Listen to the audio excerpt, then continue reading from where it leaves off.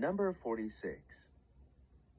Compared with other countries, the United States is such a young country that it is no match for Europe and Asia in things that are admired because they are old.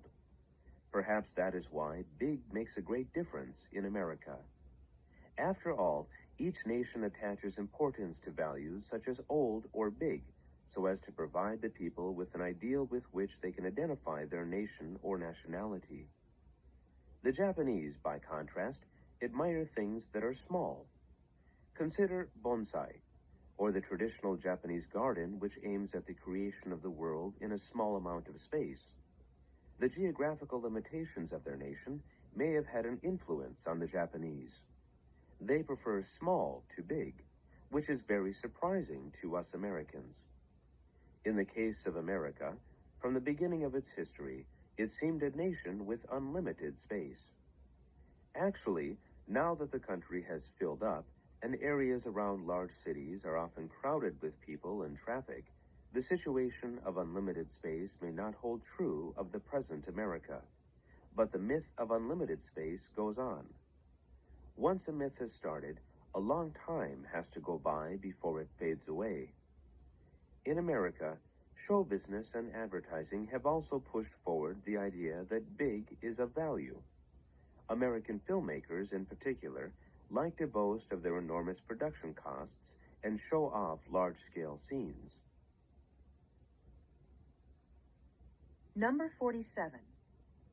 Mahatma Gandhi was born in Porbandar in 1869 and was sent to England in 1888, where he majored in law.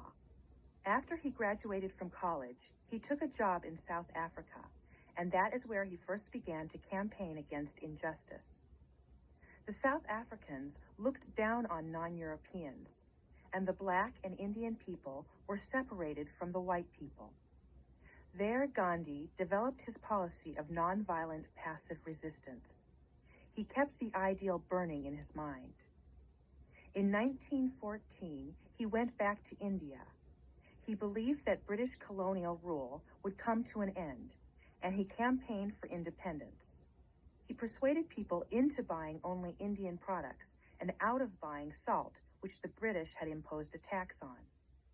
He never stopped preaching nonviolence, though fighting sometimes broke out between demonstrators and the army. Gandhi was so strongly opposed to violence that at one point he made up his mind to starve to death unless the fighting calmed down. He also looked forward to a united India where Hindus and Muslims could live together in peace. He was ready to take part in any meeting, sometimes going there on foot. He made a great contribution to the independence of India. Today, people never talk of nonviolence, but they recall the name of the great Gandhi.